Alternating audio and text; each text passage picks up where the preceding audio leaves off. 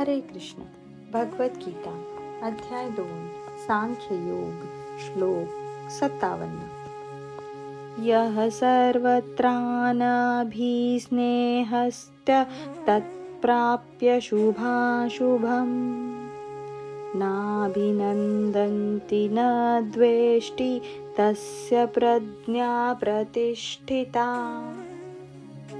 यः जो सर्वत्र अनभिस्नेहः स्नेहरहित तत् ते प्राप्त झाल्यावर शुभ अशुभम अशुभ किंवा वाईट न कधीही नाही अभिनंदती स्तुती नाही द्वेष्टी द्वेष करतो तस्य त्याची प्रज्ञा पूर्ण ज्ञान प्रतिष्ठिता दृढ.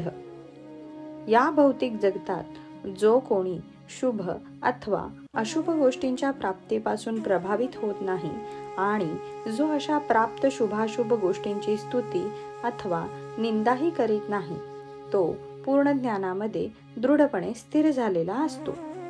तात्पर्य: या भौतिक जगतामध्ये सदैव उलथापालथ होतच असते आणि अशी ही उलथापालथ चांगली अथवा वाईटही असू शकते. जो अशा या भौतिक उलथापालथींमुळे क्षुब्ध होत नाही किंवा जो शुभाशुभ गोष्टींपासून अप्रभावित राहतो तो कृष्ण भावनेत दृढपणे स्थिर झाला आहे असे जाणावे.